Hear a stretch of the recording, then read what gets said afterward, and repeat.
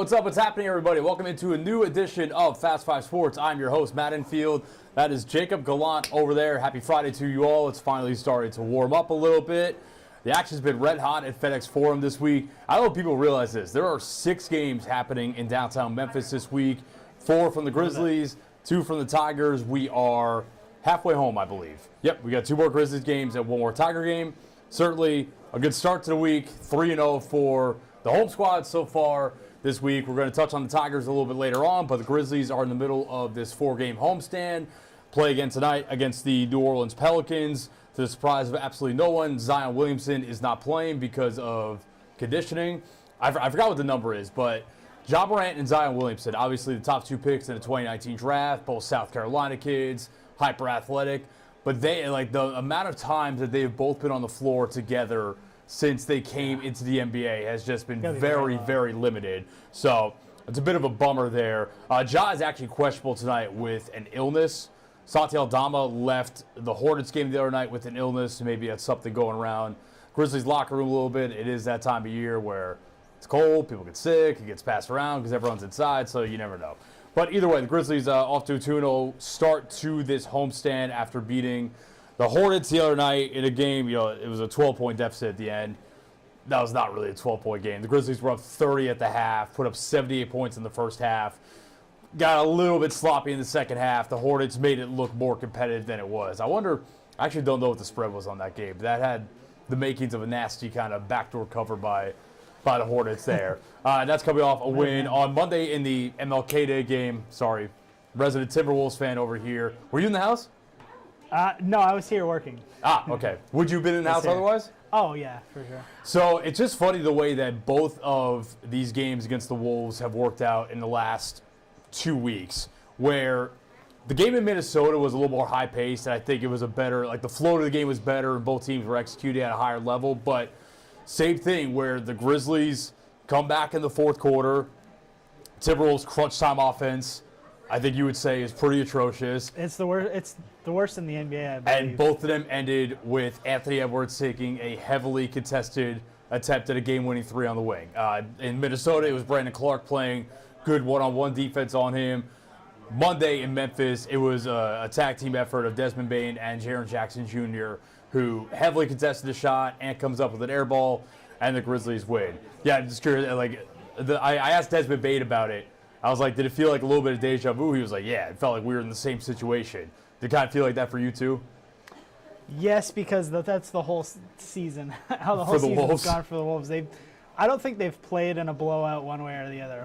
It's just been all tight games, right? They lead the NBA in clutch games, and they've been poor in clutch games, which is why their record's not great. But it's like no matter who they're playing, it's always a close game at the end. Comes down to the clutch time. Even against Dallas the other night, it came down to the very last second. Even a Dallas team that's struggling, but super injured. Yeah, Kyrie went crazy, but just look the other night. Grizzlies did cover against the Hornets by a half point. The Grizzlies minus 11.5. So that Hornets team is so banged up right now too. Yeah, Brandon Miller's out after the season with wrist surgery. That was announced yesterday. I kind of think he's their best player moving forward. You know, over LaMelo? Listen, man, I like LaMelo. That's a hot take.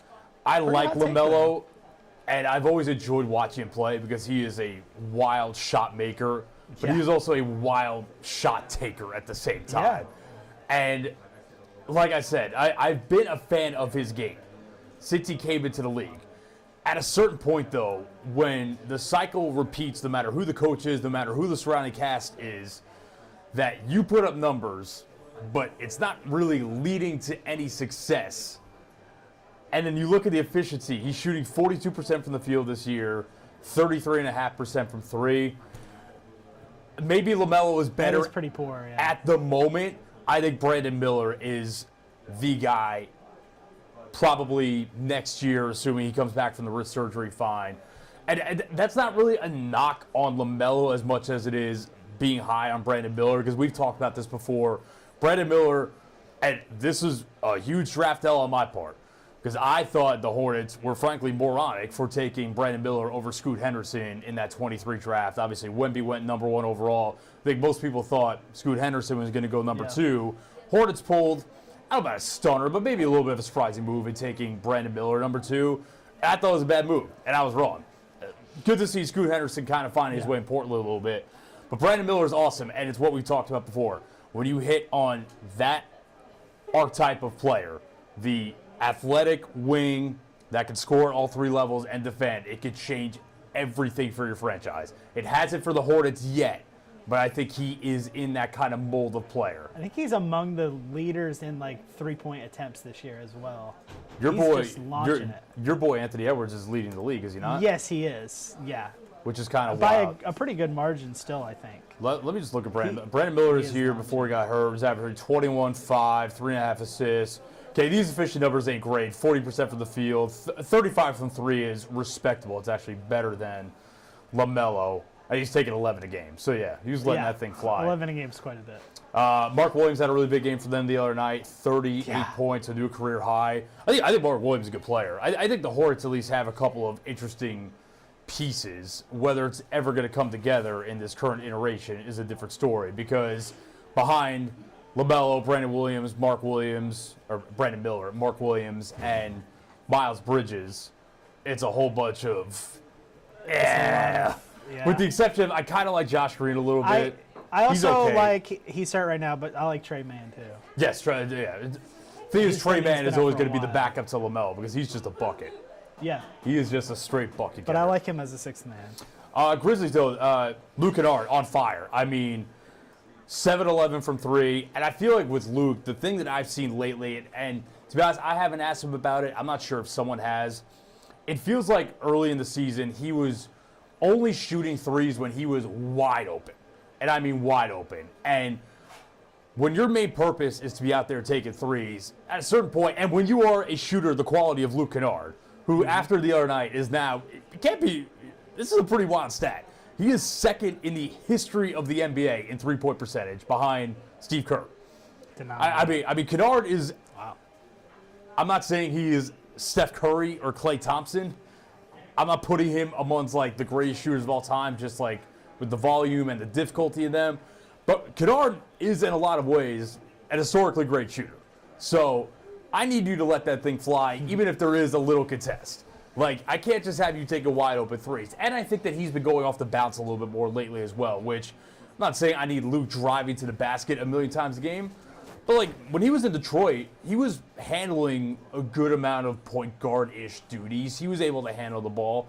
Again, on this team, when you have the amount of ball handlers Grizzlies do, it's not something I need to see over and over again, but I need to see you can do it. And lately, he's been doing that. So 23 for him. Jared Jackson Jr. had 22. Desmond Bane. Remember when Grizzlies fans were freaking out saying they should maybe look at trading Desmond Bane because he had a slow first 6 weeks of the season? That was never a good take. Horrendous take. 24, 8 assists for him. See more of the playmaking from him lately and the shots coming back. Phenomenal player. Awesome player. Just any way you look at it.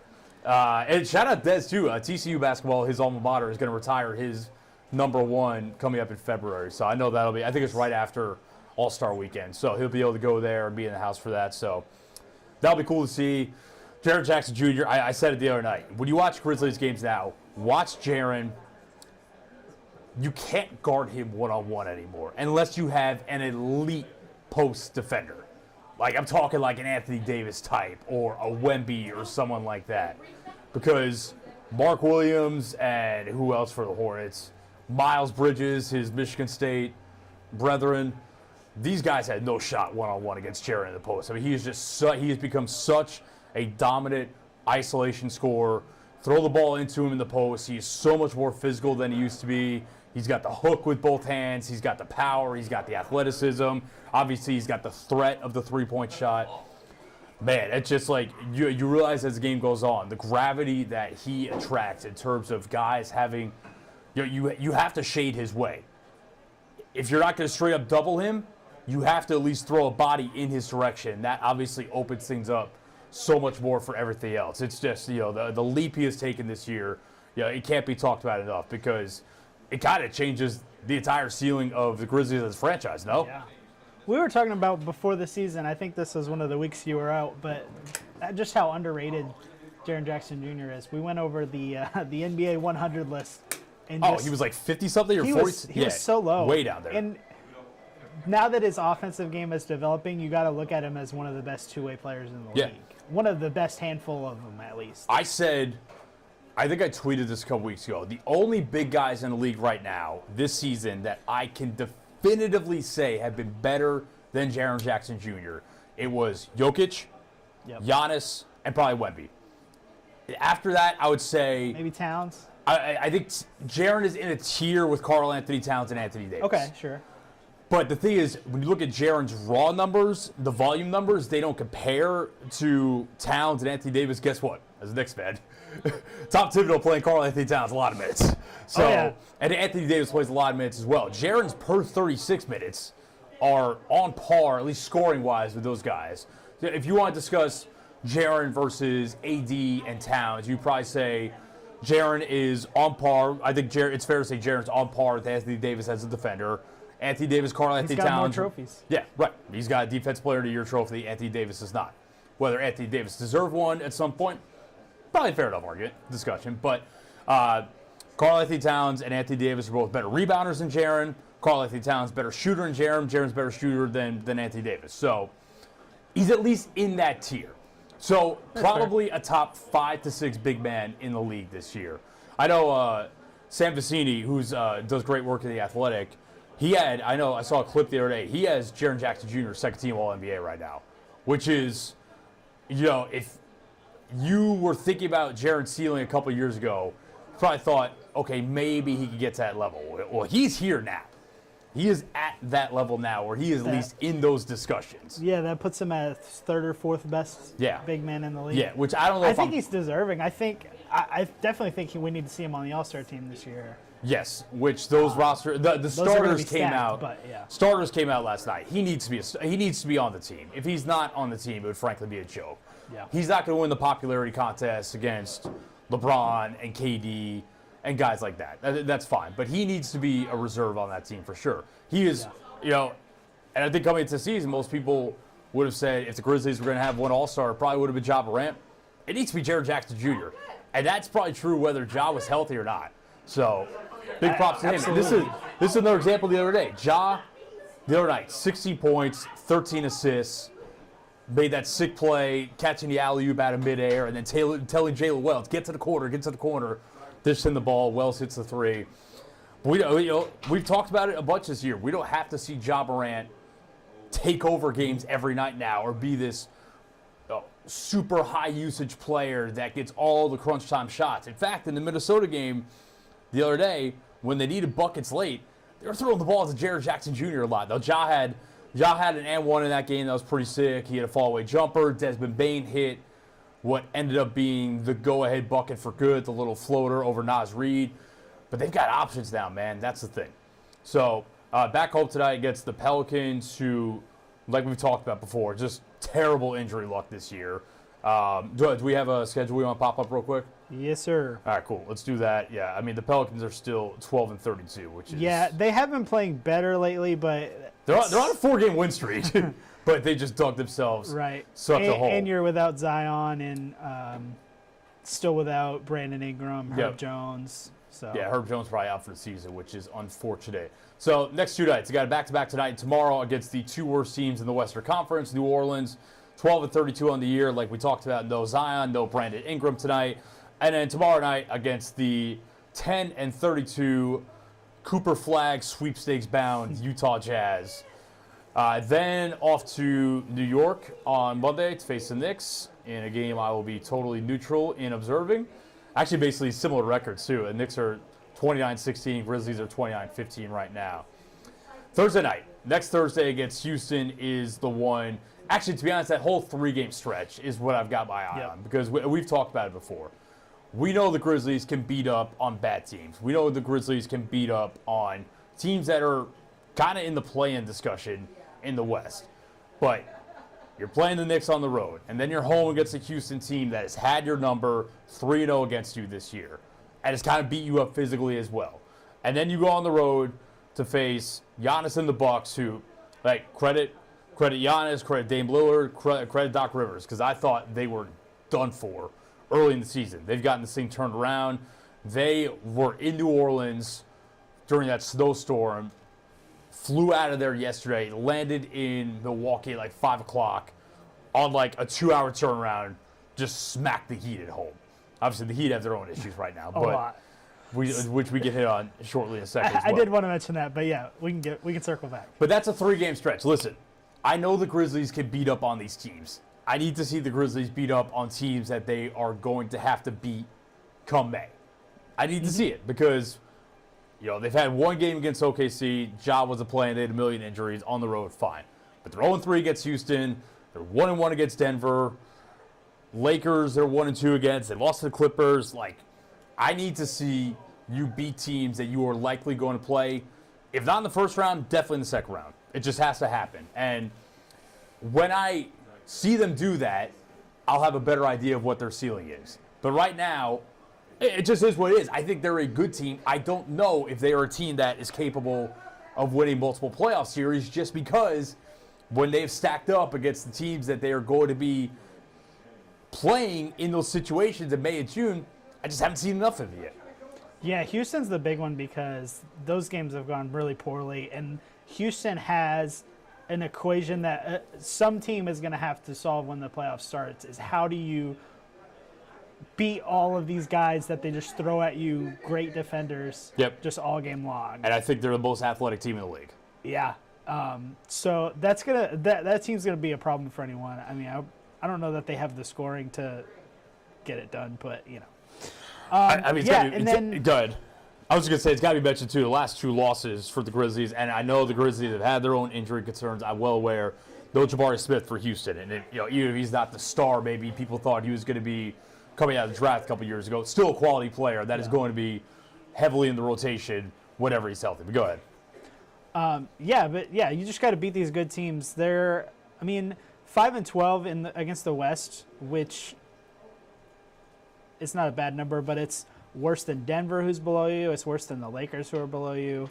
And the West is so cutthroat. You really, Golden State rather is down at the 11th seed, and they have a 500 record against the West. So, kind of strange how that's working. Like I said, I think the Grizzlies will be fine. I don't think they're bound for the play-in, but if you want to see this team hit their ceiling, it would be a big collapse if they made the play-in. Yeah, because they're 5.5 games up on the play-in right now. So, but you still want home court advantage for at least one series, ideally 2.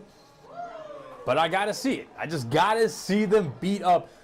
Man, go to New York and go win a game. Go beat the Knicks at MSG. I swear I'll be neutral about it. Beat the Rockets, man. The Rockets are 3-0 against you this year. We need that. With 2 guys that were prominently on your team a couple of years ago, contributing. We need that home court. At the Grindhouse in the playoffs is a totally different atmosphere. Although it didn't help them a couple years ago. But again, the Lakers a couple years ago were a really bad matchup. But the Grizzlies are 17-5 at home this year, which is the only teams better at home this season are the Cavs, who are 21-2, and OKC 19-3. So the 2 best teams in the league. Again, I think the Grizzlies are good. Do I think the Grizzlies are elite? Proof of concept that I'm seeing right now probably tells me no. Do I think they have a chance to get there this year? Yes. Do I think the trade deadline is going to factor kind of heavily into that? What kind of move they make? Yes. On that, though, let's talk about the report that came out yesterday. It's actually a report that was out a couple weeks ago, but it was re-emphasized yesterday by Mark Spears that basically Jimmy Butler and all this drama with the Heat, and he wants out, and now the Heat have suspended him for the second time in 3 weeks because he missed the team flight, and he wanted to take a private charter to Milwaukee last night, yada, yada, all this. To me, that situation's stupid. To me at this point, it's clearly not going to work. It's been stupid at all of his stops. It's got to, hold him out until you find a trade partner. Because, I'll be honest, him playing or not playing, if he's out there loafing it like he has been since this has all gone down, it's not hurting his trade stock because everyone knows he's loafing it. And everyone knows what he can do when he is engaged. Especially in the playoffs. Right. And he is probably more than any other player in the league a playoff riser in terms of, you think of regular season Jimmy Butler, you're he's probably a top 20 player in the league. Playoff Jimmy Butler, you're that dude's definitely a top 10 player in the league, which is how he raised his game. Yeah. So playing him or holding him out, like, either way, it's not going to hurt his stock. To me, if I'm the Heat, this situation is clearly a distraction at this point. You're 21-22. You're in the play-in. I mean, you've got some cushion because you've got 3 games on the Bulls who have the 10th spot right now. God, the East is so bad past a certain point. And the Bulls are the 10s? They are the 10 right at 19-26. That's rough. And Philly is the 11 at 15-27. So you have 5.5 games on them, and Joel Embiid is just permanently taking PTO. The Paul George situation isn't working out. Jared McCain's out for the year. So I think they're going to make the play-in, but it just has to be taking a toll. I don't care how good your culture is. This has to be taking a toll on the organization. You're suspending him, and he's back, but he's not giving full effort, and then you're going to suspend him again. Just hold him out and trade him and figure out something. Back to the original point was that Mark Spears basically said yesterday, which I think Chris Haynes said this a couple weeks ago, but Mark Spears basically said, Butler, his main goal is to get out of Miami unless it is a trade to Memphis. So, and apparently Butler's goal is wherever he gets traded next, he wants to retire there. He's 35. He's got a player option that he's probably going to opt out of this offseason. He'll be a free agent, probably get one more bag and retire. So we've heard all the usual suspect destinations. Phoenix probably being the primary one. They made this trade this week to get a prime first-round pick in give away a first-round pick in 2031. That was a strange. To get 3 first-round picks in return. I get the vision with it. It's like they have the option of Phoenix basically gets the worst of those picks, or whoever ends up with these picks gets the worst of them, and that 2031 first-round pick. Listen, I would be fading the Phoenix Suns heavily, 5 years down the road, just given you have an aging core of KD and Booker and whatnot. So, yeah, I would be fading that pick heavily and be interested in that. But either way, the Suns are clearly trying to get more capital for a trade. Suns' problem, obviously. They're trying to get off of Beal's contract. They're trying to get off Beal's contract. No one wants that contract. No. Which I get. No. But, you've heard the suspects. Golden State, Phoenix, Dallas. But to me, I think the Grizzlies, from a basketball perspective, make more sense than all of them. And now the rumblings are kind of coming out that, I think Brian Windhorst reported this, the Grizzlies might be interested in trading for Butler, getting off the salary of the assets they would trade out, letting Butler walk this offseason, and then using that money to extend Jaren Jackson Jr., which would be interesting.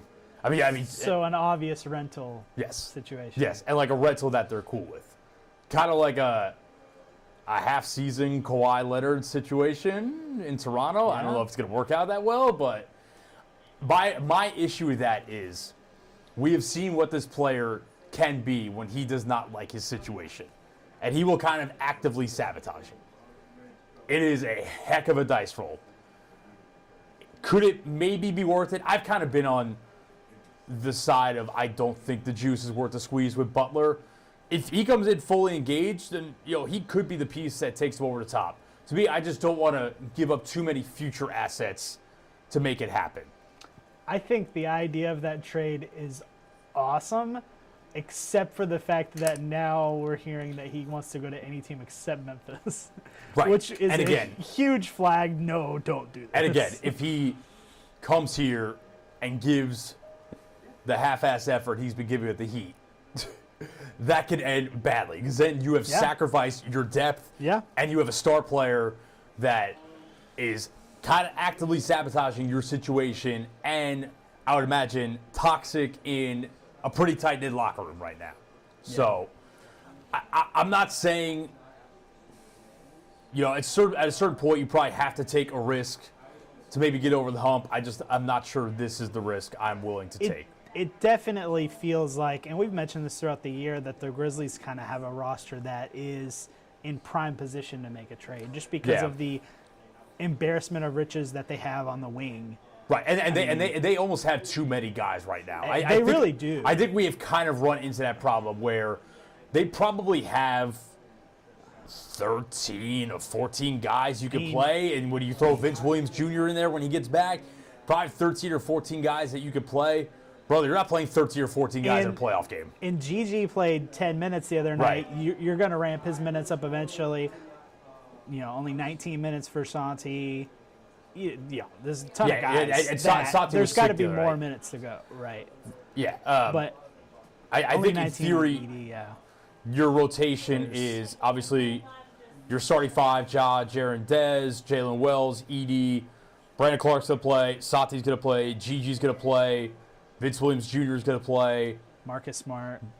But do trade Smart. Yeah, right. I mean, he's one of the guys that would be up there. Right. I don't think, the only guy that got a DMP the other night, coach's decision, was John Conchar. But, obviously, Jitty, I think Jitty, in theory, gets traded in any big deal because of the money side. I don't think Scottie Pippen Jr. is going to play in the playoffs right now. And I think Scottie Pippen Jr. is a fine backup point guard, but he's not playing. Yeah. I don't think Jay Huff is going to play in the playoffs right now. Only 7 minutes the other night for him. He made the most of 7 minutes, so 5 of 6, 3 of 6 from deep, 5 of 8 from the field, 3 of 6 from 3. I mean, he was shooting that thing. So, I feel to get more. It just feels like they have to consolidate a little bit because they need probably one more higher-end player that's actually going to get real minutes. Because, you just can't play. You're not playing all these guys in the playoffs. And I think at a certain point, you need to figure out what your rotation is, kind of figure out which lineups are you going to lean on the most in these important games, and go from there. So, remains to be seen. Trade deadline is, I believe, February 6th, which is a little under. It's 2 Thursdays from now. So, I expect activity is going to ramp up a little bit. All right, enough Grizzlies talk for now. We'll come back. We're going to talk about that harem-scarum Memphis Tigers win at FedEx Forum last night over Wichita State. We will take a 30-second break and be right back with you. Go fast, keep going. Go fast, keep going. Go fast, keep going. Go fast, keep going. Go fast, keep going. Go fast, keep going.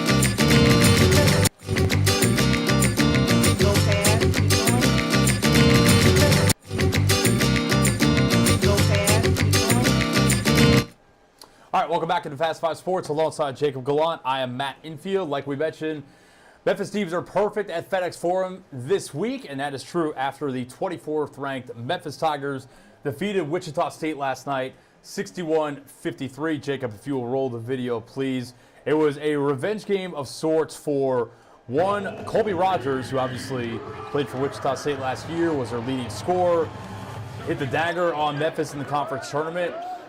He did not have a great night, though. He was 1 of 10 from the field. He shot, a bunch of his shots were way off the mark, threw air balls off the backboard and whatnot. This was his one make right here. Now, I mean, the first half was just nightmare stuff for Memphis. 14 turnovers. Wichita State was up 27-23 at the half. This fellow right here, Harlan Beverly, had 18 points. He played a pretty good game for them. Second half, it must be said, much better, especially defensively. Tyrese Hunter was big. He came up with a couple of huge defensive plays. PJ Haggerty was knocked out of the game briefly. He got hit in the mouth. Petty said he just busted his lip after the game. I think he broke his tooth. I swear I saw PJ Haggerty out there missing a front tooth. So, curious to see what he looks like against UAB on Sunday. But came back in the game, hit this pretty important bucket late, kind of a dagger. Tigers outscored Wichita State 38-26 in the second half. Held them to 4 points in the final 7 minutes and 18 seconds. So great defensive effort late, but still, the turnovers really, really tough. So asked Petty Hardaway post-game if he was happy, if they showed him something, or if they just kind of passed the ball here. Here's what he had to say. Showed me something because it was a tough game. I mean, Wichita was in control of the game, and we found a way to flip it in our favor with that group that was on the floor. And winning close games, I mean, I hate having tough games at home, but winning tough games shows you who you're really working with. I think it's good, that we're learning out of a win. You don't want to learn out of an L, and just moping around, whatever. Especially like what our situation is, like I said, the turnover situation. I think that was like our biggest thing.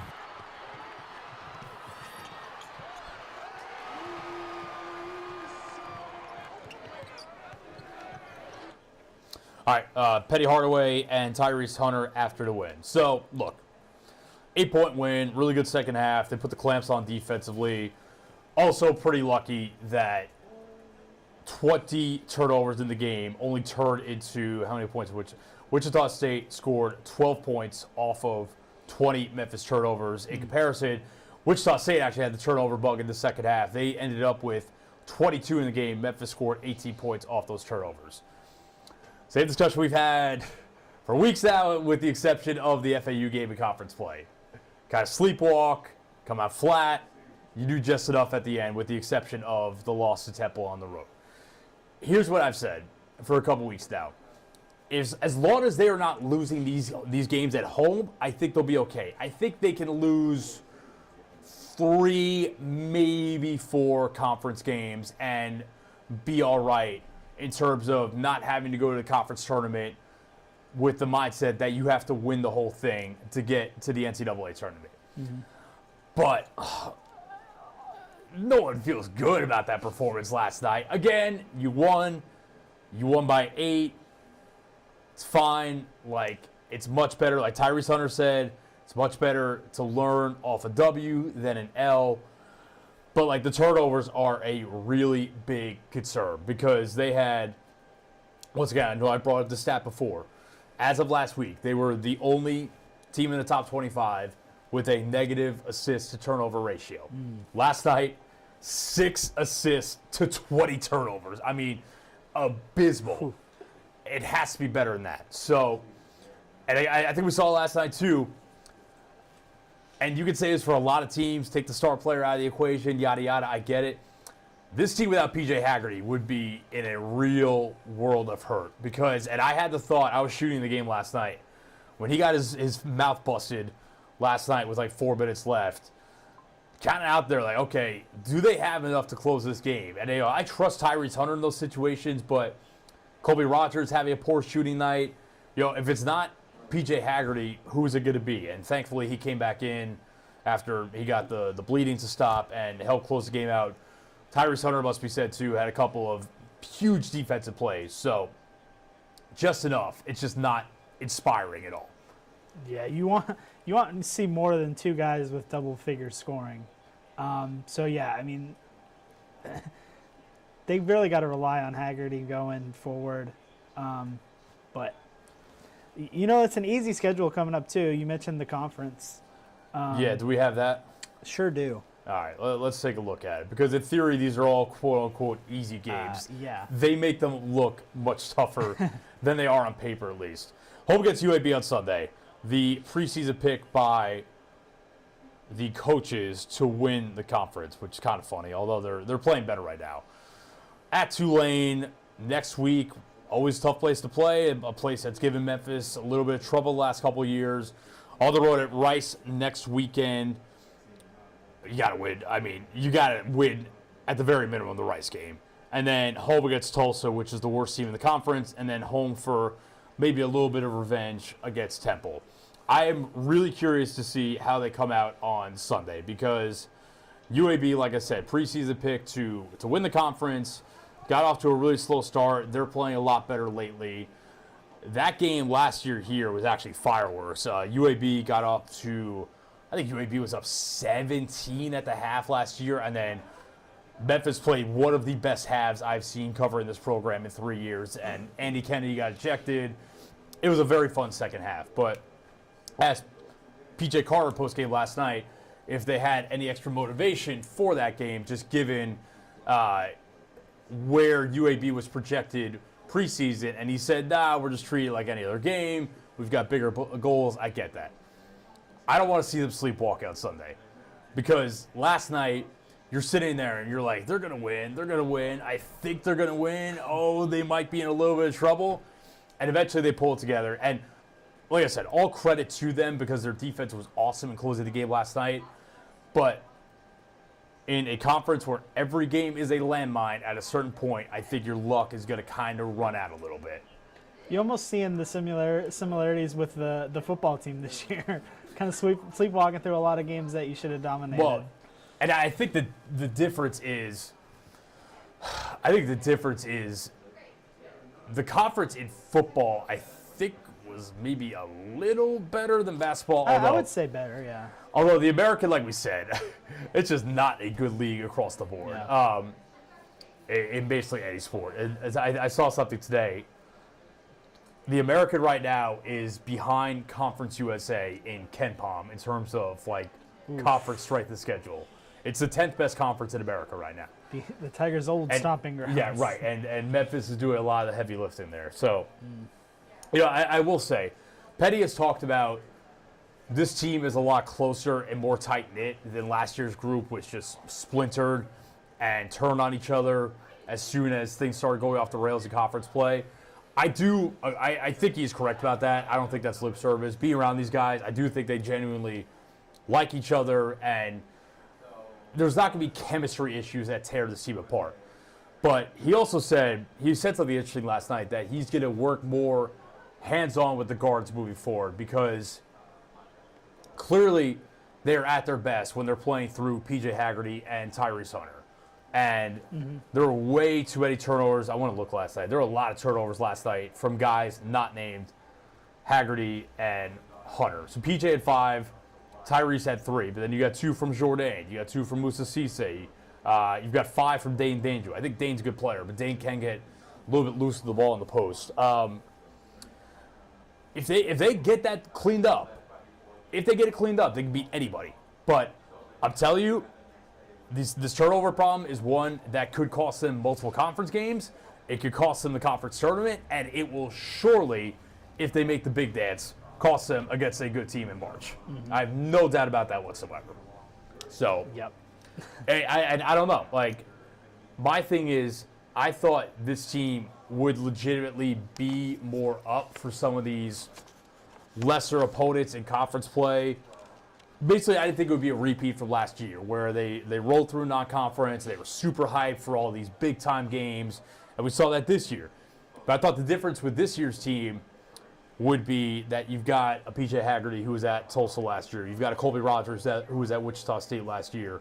P.J. Carter was at UTSA. Nick Jourdain here last year at Temple previously. So you've got a bunch of guys who have played in the conference before, who understand, one, what it takes on a night-to-night basis. Two, have been on the other side of playing Memphis. And I think to a man, all of them have said, when you're in the American and you play Memphis, you get up for that one. That's one that is on your that's on your radar. That's a game that can change your whole season. So I thought they would maybe have a little bit more hunger against the Charlottes and the East Carolinas and the North Texases. And they did for FAU, but that's a bit of a rivalry game. So where it goes from here, I would like to see the team that came out and just absolutely smoked FAU. Let me see that Sunday against UAB, a team that the coaches in the league said was better than you preseason. So Yeah. we'll see. Again, as long as they're winning games, they'll be okay with some minimal losses. But you keep sleepwalking through enough of these, especially on the road against some of these teams, and you're going to rack up a couple of L's that you shouldn't get. All right, enough Tigers talk. Big weekend in the NFL coming up. Big week on the coaching carousel as well. So we're going to take a 30-second break and hit on all of that. Lots of football talk coming up next on Fast 5 Sports. Keep it tuned in. Go fast, keep going. Go fast, keep going. Go fast, keep going. Go fast, keep going. Go fast, keep going. Go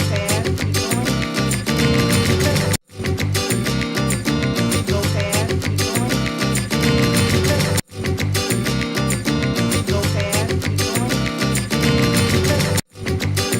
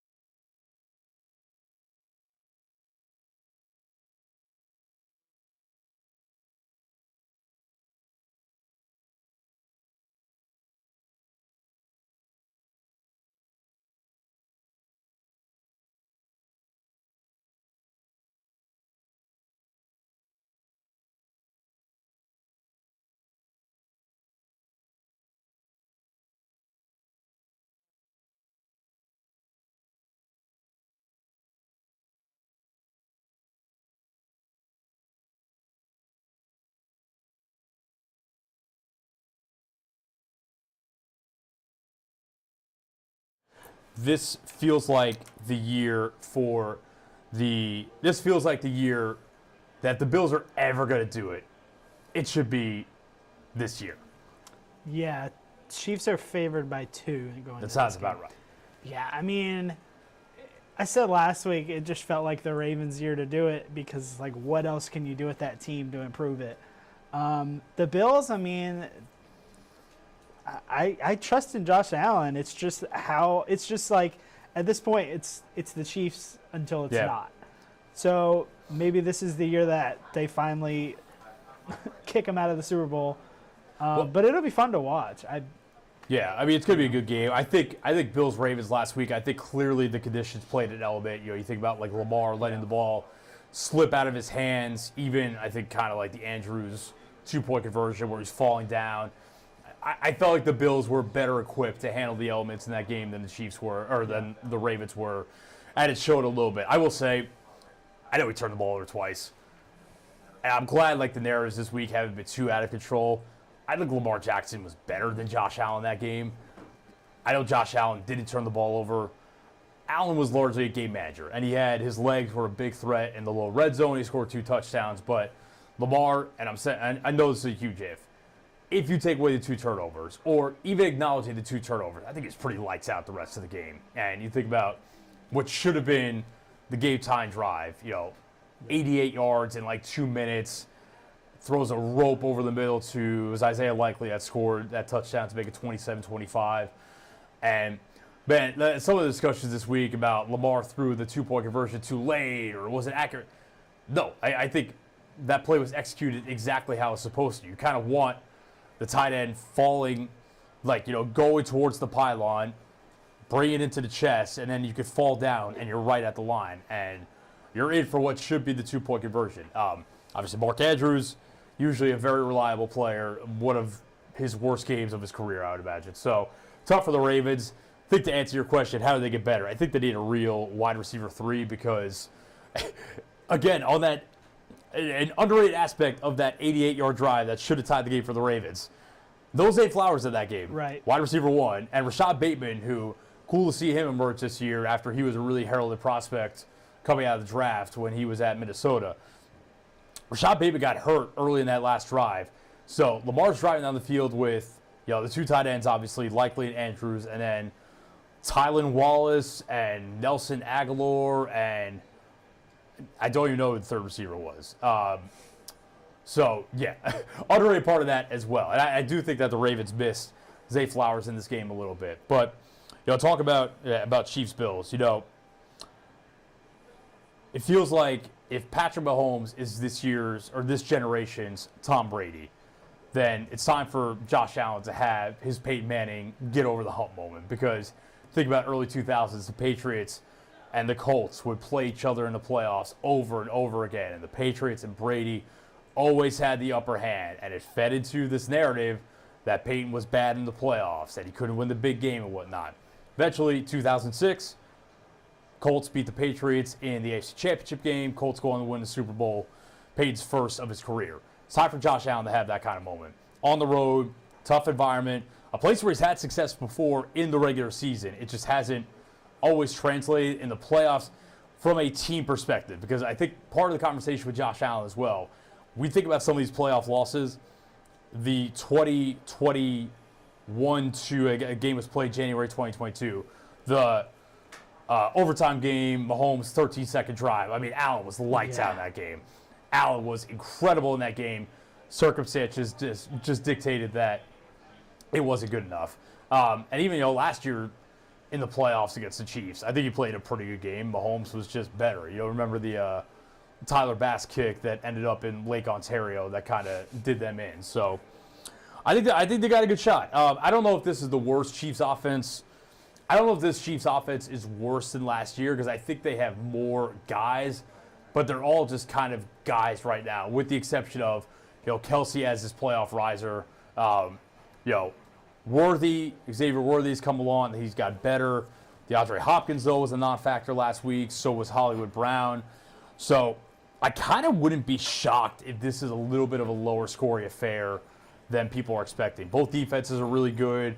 Spags, obviously, Steve Spagnuolo, Chiefs defense coordinator, knows how to dial it up at this time of year. So, I don't know. I kind of feel like this might be the Bills' time to get over the hump.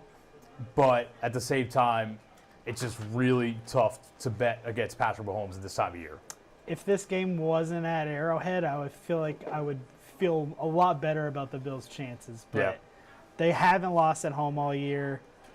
Rarely lose at home in the playoffs. So, yeah, it just feels like it's going to be inevitably the Chiefs again to me. I believe we have. I would love to see a Josh Allen masterclass. I mean, sunny and 33, I believe, is what we're looking at. Or maybe a little bit cloudy. Yeah, cloudy and 33. So all that to say, it does not sound like conditions are going to be an enormous factor. it'll just be the cold. atmosphere of Arrowhead. Right. It'll just be cold. enough. And Arrowhead's obviously a really tough place to play. Right. So we'll see. I think I've got. I'm going Bills all fives again. All right. I'm rooting for the All right. Chiefs just as an AFC East fan myself. I've got to root against the Bills. I don't hate the Bills. I don't even hate Josh Allen. But if you give me the choice of AFC West team, Patrick Mahomes, or AFC East team, I'm rolling with the opposition. So I think the Bills will win, but I'll root for the Chiefs. Although the Bills are 5-4 on the road this season, which is a little bit interesting to pair with Chiefs 8-0 at home. At home. I don't know. It just kind of feels like this is the year for Allen and the Bills to kind of get over that hump. But I will say, something I'll keep an eye on, Sean McDermott kind of notorious for coaching tight in these big games. And Andy Reid is the opposite. So will Sean McDermott get in the way of the Bills potentially winning this game with some of his decision-making? To be determined. I definitely know who I'm rooting for in the NFC Championship game. I mean, unless you are from Philadelphia or that general area, I don't know how you're not rooting for the Commanders and Jaden Daniels. I didn't have the gall to pick them over the Lions last week. I think I said they would put up points. I just thought the Lions would put up more. Nope. Commanders defense came up super clutch. I think it was 5 turnovers forced in the game. I believe it was 5, yeah. 3 Jared Goff interceptions. One of them was like a garbage time one when the game was over. A Jameson Williams interception, which was all-time funny. Unreal. And a that Jared you Goff let fumble. him throw the ball in that scenario. Just With your season on the line. And at that point in the game, were they down 14? I think they were down 14. I mean, sounds right. Clock was ticking, but I think there was like 8 minutes left. You just kind of had to go put a drive together and then get a stop on the other side, which, to be fair, with the way the Lions defense was playing and the way Jaden Daniels was cooking up, I don't know if they were going to get that stop. But at the same time, the Jameson Williams hold on to the ball, throw an interception, looking for Jahmyr Gibbs, who didn't even turn around for the ball. All-time funny moment. So, Lions, I feel bad for the Lions because this You definitely live and felt die. like it could have been the Lions' year before all the injuries. Did you see this stat that hurt my soul? It was they're the second team to win 15 games and not win a playoff game. You know the first? The 2011 Packers. 2011 Packers, yeah. 2011 Packers, who lost to the Giants twice. Brutal. Yeah, tough. I know, a little bit different 17-game season because that Packers team was 15-1. But yeah, so tough for the Lions just because we're going to hit on they've lost both coordinators now. The golf contract is going to be a little more substantial moving forward. The cap hit is like $60 million in a couple of years. Whew. So but I don't really look at it as I'm now a little bit biased towards the Lions defense coordinator because he's the new head coach of the Jets. I don't really look at what happened Saturday as like a failure of coach or anything like that. I think they ran out of guys, man.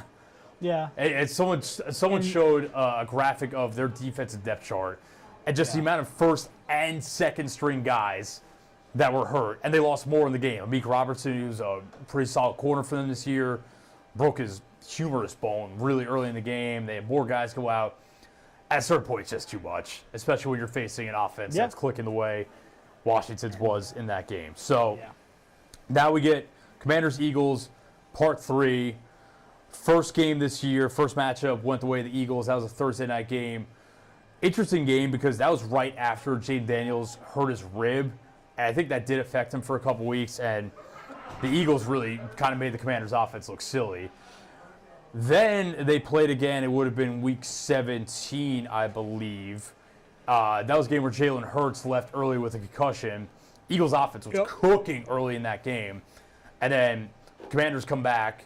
Jane Daniels had 5 total touchdowns in that game. He had like 3. I think the Commanders had 3 turnovers as well, although a couple of them were kind of fluky. I know Brian Robinson had 2 fumbles, but Jane Daniels throws the game-winning touchdown with like 15 seconds left to Olamide Zaccheaus. It truly is kind of like the mark of a good quarterback, though, is that obviously we knew Terry McLaurin was a good player, and he's had a career year with Jane Daniels. Jane Daniels has made De'Ami Brown and Olamide Zaccheaus relevant because largely he has been that good. So, man, Eagles 6-point favorites in this game. I think that's a pretty sizable number. That is a big line. I think I'm going Commanders this week. I know it is wild to pick a rookie quarterback to go on the road in a hostile environment and win an NFC championship game, especially when I think the roster on the other side is better. But I don't know, man. This kid's just got some magic to him. Jalen Hurts, injured. I know he's a full participant in practice all week. He's going to play. I find it hard to believe he's going to be as mobile as he usually is, and that's a factor as well. Quinyon Mitchell looks like he's going to play, which is pretty big because he clamped up Terry McLaurin the first time these teams played. If they didn't have him, I think I would really heavily lean towards Washington in this game. But, yeah, I don't know. I'm kind of just feeling the Commanders right now, and maybe that's me, just kind of riding the wave of positivity around Jay Daniels. But, yeah, give me the Commanders. There is something to be said about the vibes, and just Jaden Daniels is playing so well right now. But I'm taking the Eagles. I don't think they're going to be able to contain Saquon. That Eagles offense is just clicking. What a player, man. I mean, yeah. I think the Eagles are going to be too much for him. I think I said this. I think the lesson to be learned this year, I think that the pendulum swung too far the other way on evaluating running backs. I think what we learned, though, this year is, and Saquon and Derrick Henry are 2 prime examples of it. If your roster stinks, a luxury, like a great star running back is a luxury that will not make a huge difference. Like the Titans and the Giants, I know they got heat for letting those guys walk this year, and to a lesser degree, the Raiders letting Josh Jacobs walk and what he did with the Packers. Those 3 teams, the Raiders would have stunk with Josh Jacobs, the Titans would have stunk with Derrick Henry, the Giants would have stunk with Saquon Barkley. I don't think it was wrong for any of those teams to let those guys walk. But when you have an already good offense in place and a good ecosystem, a star running back can help take that to the next level. Because clearly Saquon Barkley has elevated this Eagles offense. Derrick Henry helped take the Ravens offense to a level they haven't been before in the Lamar Jackson era.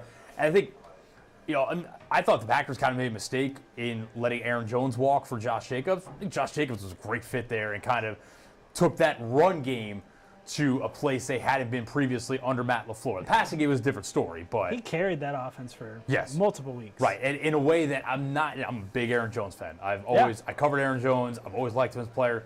Not sure Aaron Jones could have carried that Packers offense the way Josh Jacobs did for a while there. So, I think the thing that would make me worried if I was a Commanders fan in this game is the right guard, Sam Cosby, tore his ACL in the win over the Lions. And on the interior of that Eagles defensive line is one Jalen Carter, who just continues to break out. I think I'll be putting a couple dollars on Jalen Carter, Defensive Player of the Year next year, just in case that hits. Not a bad look. It's tough for an interior defensive player, but he's really, really good. Yeah. They've got Milton Williams as well, who's had a big year for them. That kind of worries me a little bit. And then, like you said, can you slow down Saquon Barkley? Because the answer for most of the year is no one has been able to. No. So we shall see. Do we want to hit coaching carousel now or take a break? Let's hit the coaching carousel. Okay, let's hit coaching carousel. It's been a wild week of teams finding new coaches, teams thinking they're retaining coaches, and it not happening. So give a quick recap. We have Ben Johnson, Lions star offense coordinator, is now the head coach of the Chicago Bears. Staying within the division, took a little shot at your boy Matt LaFleur in the presser. That's going to be interesting to watch. What do you make of the idea that I think a lot of people were keen on the idea of getting an experienced head coach to take care of Caleb Williams, as opposed to Ben Johnson, who's never been a head coach before. Obviously, a great offensive coach. I think that his demeanor is one that I think will work. Like, he seems like he is very much just about the details and about being on your business and whatnot. And I think his offense is going to be great for Caleb Williams as well, because I think that people have come up with this idea that what the Lions were Jared Goff the last couple of years. Well, how is that going to work with Caleb Williams? You know, Jared Goff is basically a strictly pocket passer. How is Ben Johnson going to mold this to a guy in Caleb Williams who loves to improvise and create outside the pocket and play off schedule? I think the thing is, Ben Johnson's offense will allow Caleb Williams to play on schedule in a way that this past Bears offense couldn't, because it was just so poorly run and the details were off and the route concepts were awful, that I think it's going to be a good fit. And it's going to lead to a large point in a second. So Ben Johnson to the Bears. We've got, as I mentioned before, Aaron Glenn, the Lions defense coordinator, coming home to the Jets, a place where he played for a good long while, made 2 Pro Bowls with them. I'll say I'm done getting excited over Jets head coaching hires. I'll believe it when I see it. It is good that they got their guy, and a guy that, you know, the Jets obviously need a massive shift in vibes and culture. Aaron Glenn was a part of that as a coach the last couple of years with the Lions. Also was a part of that as a player with the Jets back in the 90s. So, again, I'm not getting overly excited about it because I like the Saleh hire when it happened. I've liked a bunch of hires when they happened, and most of them have not panned out. And you've got to figure out what you're doing at quarterback. Right. Which there are rumors he might want Rodgers to come back. I don't know. We'll see. I think above anything, they needed a culture change in that building. I think he will provide that. Vrabel to New England, we've hit on that because that was done weeks ago. Last 24 hours have been wild, too, in terms of we've got Liam Cohen to the Jaguars is one of the wildest stories I've heard in a long while. Oh, man. To recap, the Jaguars fired Doug Peterson the Monday after the season ended.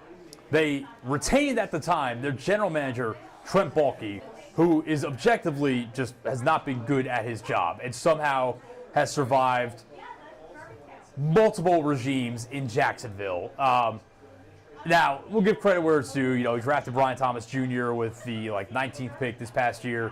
Might have been the best rookie wide receiver in the league this year. Looks like an absolute superstar.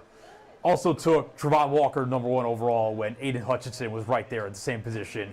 Went to the Lions at 2. Yeah. And more than anything, just hasn't fostered an environment for Trevor Lawrence to really thrive and grow in. And like I said, I don't care. I'll be the last one off the Trevor Lawrence bandwagon.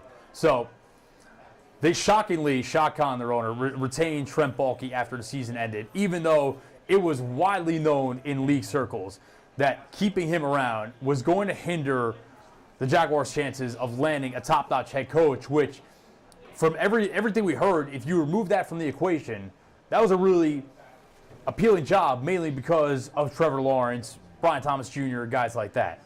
So, Liam Cohen interviews with Jacksonville, turns it down at first. The Buccaneers are going to make him the highest-paid offense coordinator in the league, which kind of makes sense to me. That offense was cooking this year. Yeah. He took that offense to another level, even from what Dave Canales had it running at last year.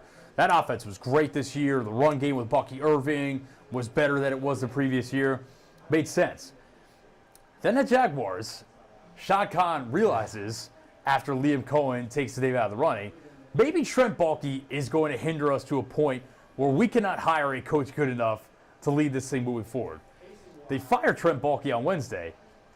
Then all of a sudden yesterday, the reports come out. Liam Cohen did not sign his contract with the Buccaneers. The Buccaneers were trying to get in contact with him all day long. He's in Jacksonville taking a meeting with Shad Khan and the Jaguars brass. And now today it is announced that he is their head coach. He basically came to an agreement with the Buccaneers. The Jaguars said, hold on, now that Baalke's out of the picture, would you think about it? And he said yes. He staked his way out of Tampa, took a flight to Jacksonville, and now he's going to be the next head coach of the Jaguars. I do think it's a good hire, though. His offense was great in Tampa last year. He comes from that Rams tree. And kind of the point I want to loop in Liam Cohen and Ben Johnson in is obviously it's been popular over the last 5 to 10 years to hire these young, hotshot offensive minds that kind of, a lot of them come off the Kyle Shanahan tree, but not all of them do. To be honest, when you look at it, a lot of them have worked, though. Like, it's not just something like, oh, it's an offensive league, like, let's get an offensive guy, like, whether, like, the trends say it works or not. Let's run down a list of some, like, the young, hotshot offensive minds that have been hired as head coaches in the last 10 years or so. Okay. Sean McVay, absolute hit. Kyle Shanahan, absolute hit. Matt LaFleur, absolute hit. No question about it. Kevin O'Connell, absolute hit. I'm not sure how old Kevin Stefanski is, but I think he's kind of on the younger side. I would label that as a hit. 2-time coach of the year. Dave Canales in Carolina last year, really positive year one. Took Bryce Level and his development. And from the beginning of the year, Bryce Young didn't look like an NFL quarterback, and at the end, you're like, okay, this might actually be the Panthers' quarterback of the future. Stefanski's 42, so. Yeah, young. Yeah. He's got a little gray in the beard, so it makes it look a little bit older. Who else we got here? Who did I just have on my mind? So Canales, yes. Shade Steichen, TBD. Good early year, maybe not as much lately. Brian Callahan in Tennessee, that's off to a rough start, but we'll see. I still have a little bit of hope there. And who else? There was one other on my mind. Zach Taylor, I think, with the Bengals, offensively, definitely a hit for sure. Yeah. Mike McDaniel. I would qualify Mike McDaniel as a small hit right now. I think that he is kind of held back by the quarterback a little bit in terms of it not being better. But Tua under Mike McDaniel, that offense under Mike McDaniel is way better than it was before. So, Yeah. And then it's a lot of hits. I think the one kind of miss that comes to mind, again, like Steichen, Callahan, we'll see. The one miss that kind of comes to mind is maybe Cliff Kingsbury. But even they went to the playoffs. It wasn't like a Cliff in Arizona was an utter disaster. So, yeah, I think hiring young offensive minds that have shown they know what it takes in the modern NFL, I think is a pretty good strategy, which is why I like what the Bears did with Caleb Williams as far as bringing Ben Johnson in to help him out. And I think that Liam Cohen can be the guy to help Trevor Lawrence finally take that step we've all been expecting from him. Because, I mean, Baker Mayfield the last 2 years had played the best ball of his career under Dave Canales, and I think he took another step this year under Liam Cohen. Yeah, it's just so vital, especially Jacksonville, Chicago. Your job is get that quarterback Patriots going, too. and then everything else will figure it out. Patriots as well with Drake May. Right, yeah, Patriots as well. They hired Josh McDaniels, very uninspiring, might be okay, who knows. And then the hiring today, Pete Carroll is back at 73 years old. He's back in the NFL. He is signing I believe it's a 3-year deal with an option for a 4th with the Raiders. To be the oldest head coach in history. Little uninspiring. I think, I will say this though, Pete will bring stability. Like, I think Pete was brought up for the Bears job, and I think that if you were in favor of Pete for the Bears job, it was, you kind of know what you're going to get. He knows how to run the operation. Yeah. I think that his concepts got a little bit stale at the end in Seattle. Obviously, the offensive side of the ball at the end with the Seahawks wasn't where it needed to be.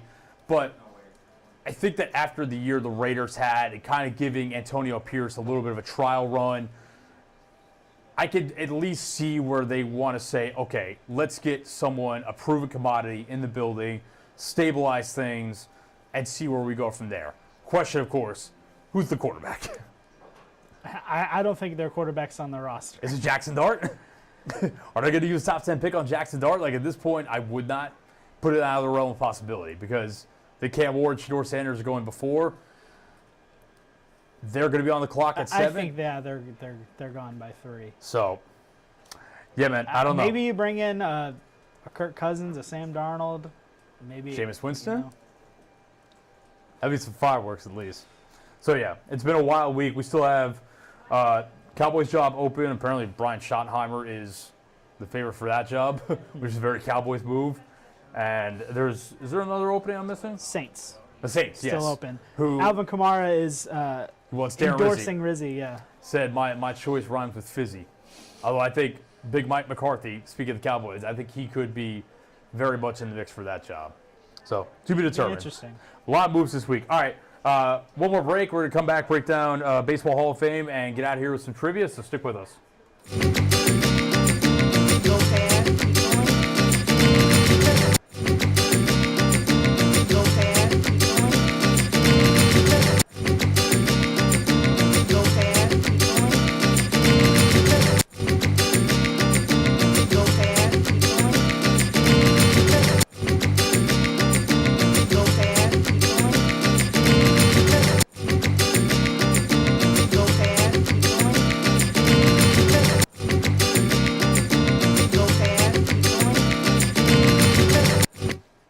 All right, welcome back into Fast Five Sports. We are going to wrap things up today, talking a little Baseball Hall of Fame. We have 3 new members this year. They are Ichiro, 1 vote short of unanimous, which he has made known he would like to have a drink with whoever it was that did not vote for him to be in the Hall of Fame, is what it is. Billy Wagner, one of the best closers of the 2000s, finally gets the call. I believe that was his last year on the ballot. At CC Sabathia, first ballot Hall of Famer. Obviously, great career, probably best known for his time with the Yankees. Went there, immediately won a World Series with them in 2009. Just a big game pitcher. So, yeah, I think it's a fine class. Ichiro, again, he should have been unanimous. I get it. I will also say there are better players than Ichiro who haven't been unanimous. 2 wrongs do not make a right, but he's it. And, you think about most hits in a season by any player, what he did in Japan before he came over here. I mean, I think it's pretty reasonable to say that if he played his entire career in the United States, he probably would have shattered Pete Rose's hits yeah. record. So, yeah. Just one of the best players, like one of my favorite players just to watch throughout the 2000s. Yeah. I loved Ichiro so much, but it's a fun class. I think we were talking when the list came out about Sabathia. I think I remember you and Griffin were a little lower on Sabathia's case. Yeah, I'm surprised he's the first ballot guy, especially with the way some other guys have had to wait in recent years. I think CC was. I'm not mad at CC getting in. I'm a little shocked first ballot. Yeah. Like I think his ERA for his career is like 3.4. I think it's higher. I think it's higher. Yeah, Than that. But he ended up with 250 wins, 3,000 plus strikeouts, which are pretty big volume barometers. I think that the thing you're looking at with CC is he had a relatively extended stretch where he was one of the best pitchers in the game. That's what it comes down to for me is if a guy is one of the best handful of pitchers, maybe 5 to 10 for an extended stretch of time, like he was, probably at least 10 years. I mean, plus his playoff performances. I always remember how good he was in Milwaukee, even though it was half of a season. He was just the best pitcher on the world at that moment. To me, that makes the case. He was dominant for a decade, as one of the best handful of guys. I would say CC probably had like a 7-year run as like one of the premier pitchers in the sport, which is pretty good. Yeah. And he probably would have won back-to-back Cy Youngs 07, 08 if he didn't get traded mid-season. And what he did with the Brewers and kind of putting them as a starting pitcher on his back to get them into the playoffs that year was pretty wild for sure. So, yeah, I'm not mad about it. I was a little surprised he was first ballot. I'm not mad about it. What was I going to say to Ichiro? I think the thing people, Ichiro's story is wild too. I mean, people forget. He came over in 2001, immediately, first year, rookie of the year, MVP on a team that won, tied for an MLB record, 116 games. Yep. That's pretty wild. And obviously that Mariners team was stacked, but he was right at the center of it. On top of that, great runner, stole a ton of bases, and was a terrific right fielder. So, yeah, you add it all up, and there's no doubt about it. Man, I mean, he stole over 500 bases in his career too. So, and I think there was a lot of seasons where it felt like he could have been running more. Yeah, and he wasn't. And the thing with him too is a lot of his offensive numbers are kind of dragged down a little bit. Like the last maybe 7 or 8 years of his career weren't as good, but you also have to think about just the impact he had as being maybe not the first Japanese star, because I think most people probably say that was like Hideo Nomo, but I think he was the first position player Japanese megastar. So, yeah. First Japanese-born Hall of Famer. Yeah. I mean, all for him being in. If he would have been unanimous, would have had no problem with it. Billy Wagner was dominant too. I remember him living in New York. I remember when he signed with the Mets in 2006, and he was a big part of their success for a little bit. came short of winning a ring with them that year. But, you think about best closers of kind of late 90s, early 2000s, you probably think Mariano, Trevor Hoffman. I think he's kind of right up there after that group. So, yeah, he ended up with, how many saves Billy Wagner ended up with? 422. Yeah, struck out a ton of guys. Top 6 in Cy Young voting a couple times. Yeah, man. Really, really good pitcher. Had a great career. Man, he had a 1.43 ERAs last year in the big leagues in 2010 with the Braves. That's pretty sensational stuff. So, yeah, congrats to Ichiro, Billy Wagner, and CC Sabathia. And I think a couple of guys that did not get in this year are going to get in next year, because next year's new players on the ballot, it's rough. It's rough. It's not a good list. I've got it pulled up here. I think the guy with the best case, I don't think he's a Hall of Famer, but is Cole Hamels. Yes. I think has the best case of this group. You got Ryan Braun. No shot. Edwin Encarnacion. Nope. Hunter Pence. Nope. Matt Kemp. Nope. And then you get to guys like Daniel Murphy and Shin-Soo Choo and Neil Walker. Matt Wieters, Cardinals legend. Hamels has a chance. I mean, Hamels kind of fits into the criteria of really good for like. Do you think he's a guy who may get votes like down the line?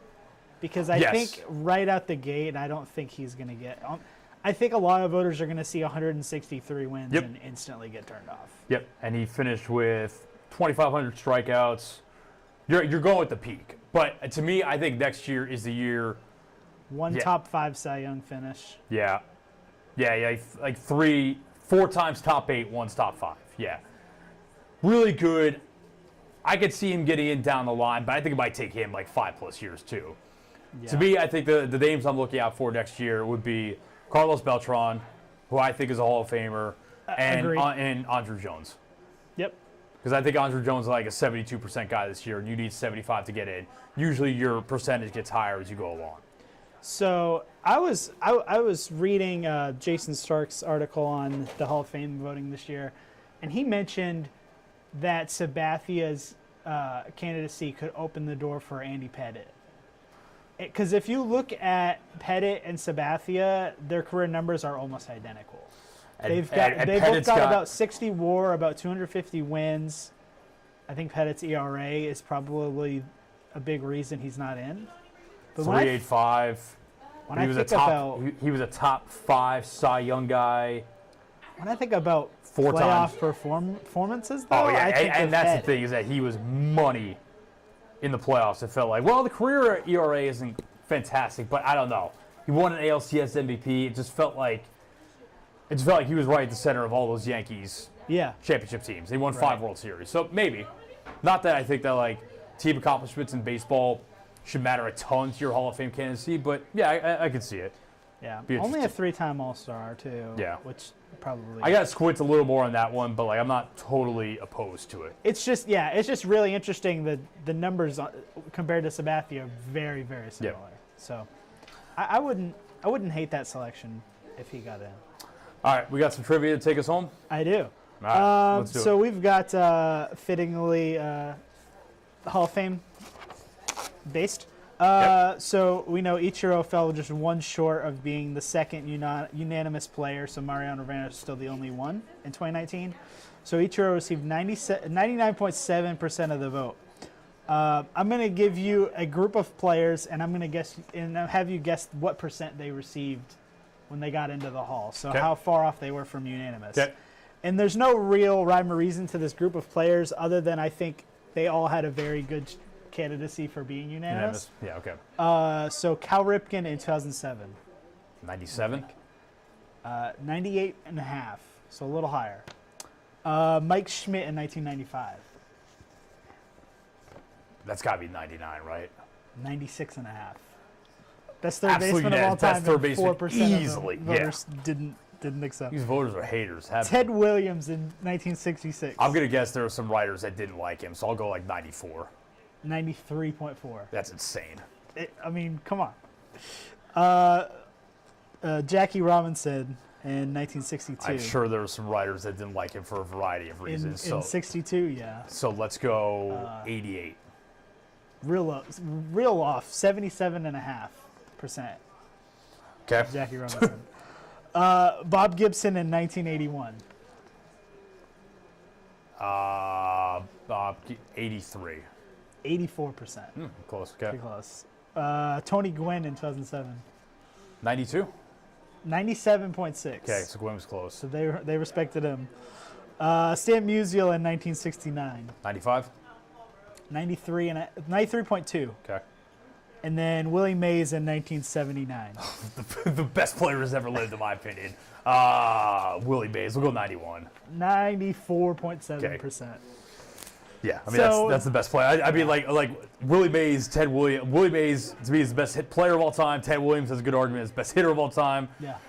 Mike Schmidt, best third baseman of all time. Jackie Robinson broke the color barrier. Like, come on, man, this is ridiculous. These voters some haters So over the years. the idea of unanimous is really a new thing. Like Griffey was before close. Rivera, Cheater was it close. Right. And before these guys, it was like not even an option. Right. So kind of silly, but at least we're getting over it. And we've got a guy coming up who I think is going to get it. Yeah, and Albert's one that I've got my eye on for sure. I think he's going to. I don't know. Like I feel like some hating voter is going to hold the back half of his career against him, which would be ridiculous if they did. revoke their vote if that For happens. sure. Just revoke it. I'm all for making all the ballots public. Yeah. Stand by it. Stand on it. All right, is that all we got today? That's it. All right. That's a wrap for today's edition of Fast Five Sports. Really good episode. Thank you all for tuning in. We'll be back, I believe, next Friday. No, actually, I will not be here next Friday. I'm going to a wedding. So hopefully Griffin Deveray can hold down the fort next Friday. TBD. So I'll be back in 2 weeks. But for now, for Jacob Gallant, I'm Matt Enfield saying thanks so much for tuning in. But we are out of here. See you later.